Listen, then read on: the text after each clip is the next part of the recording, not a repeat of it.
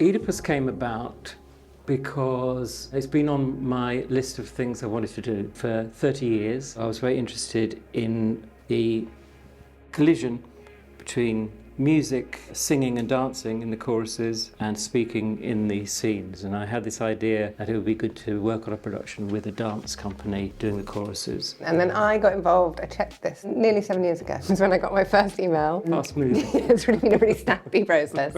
I read it and I remember thinking, ooh, this is quite hard. I don't know how you adapt a Greek. And then all of the questions that I had that made it hard were also then what interested me. How do you make it accessible to a contemporary audience but keep scale and epicness? Oedipus is, I think, one of the best plotted stories ever created. It's a simple, whodunit story, sort of unstoppable, fast-moving process by which somebody falls from a height, metaphorically speaking, into the lowest place, and you can't stop it happening and they can't stop it happening. I've always been tantalised by the extent to which it's about knowledge, the pursuit of knowledge, and fear.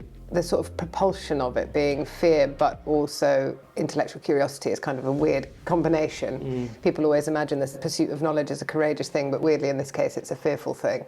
I think people should come and see this version of Oedipus because it speaks interestingly about the past and the future but is incredibly relevant to our present global situation. I just think theatre is supposed to blast you to the back of your seat. In this version, and I hope, it does it in a way you don't feel like you need to know anything going in. It's a great story. It's short, and this version particularly I think will be incredibly visceral. It's not a sort of intellectual adventure, it's a full body blow. I think from Hofesch's movement to the scale of the performances, the scale of the set, you will go and you will feel it as a kind of full body experience. You'll feel it. I think that's the thing to say. You won't think it, you'll feel it. Yes.